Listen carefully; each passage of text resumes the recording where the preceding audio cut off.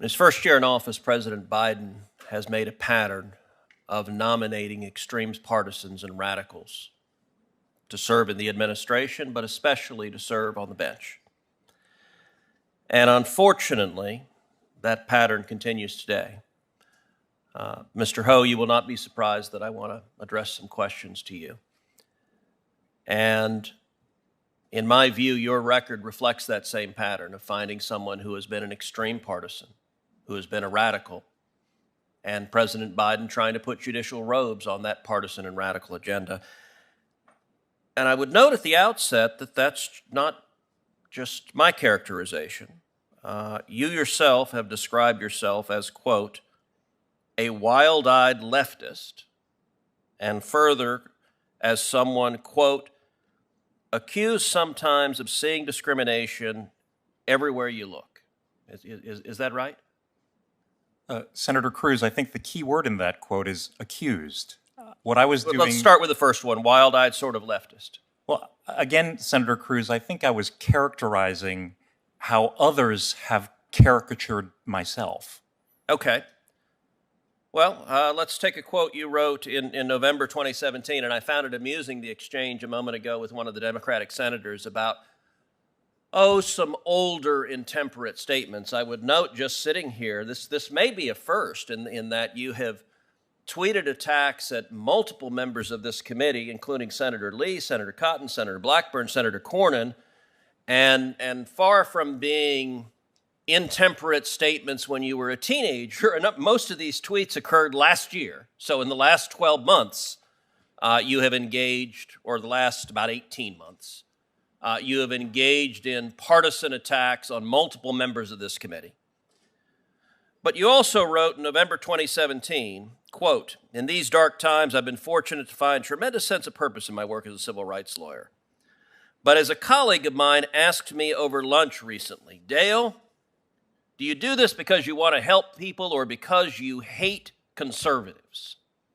What he was getting at is that anger can, in fact, be a tremendous source of power. For me, righteous indignation can provide a sense of moral clarity and motivate the long hours needed to get the work done. But it's only a short-term burst. It's not sustaining in the long run. Mr. Ho, if you wake up and are Judge Ho, and I recognize that New York is a blue state, but imagine there is someone who considers himself or herself a conservative in the state of New York, who, God forbid, finds themselves in a courtroom where you're wearing a robe.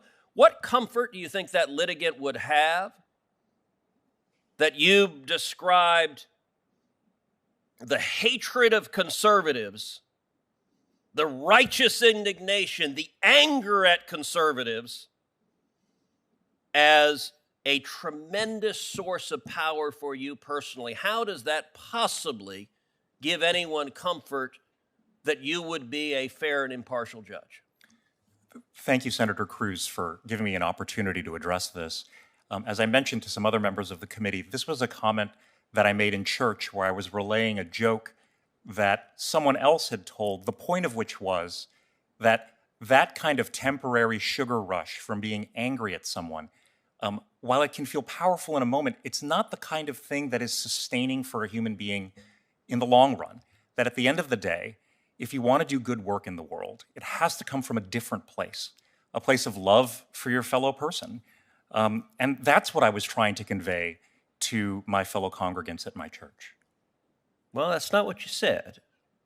And what you said is you described hatred and righteous indignation directed at conservatives. And I would note that that's a pattern that also continues. You know, a minute ago you talked about how you're dedicated to equality.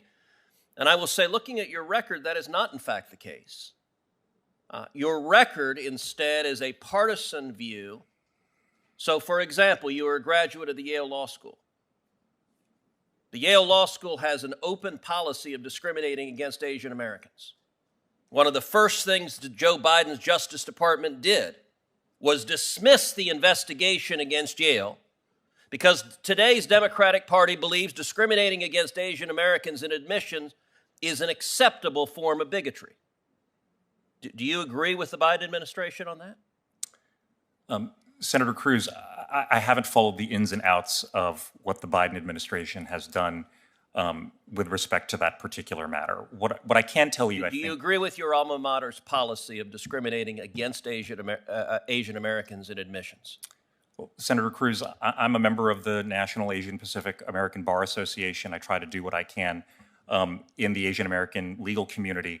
I'm not aware of a particular policy of discrimination in admissions at Yale Law School. But I think to your larger question, Senator Cruz, I clerked for judges who were appointed by executives of different parties. They set an example for me that politics, you can have political views, but they don't have a role on the bench. And I would look to follow their examples. Well, your record suggests precisely the contrary.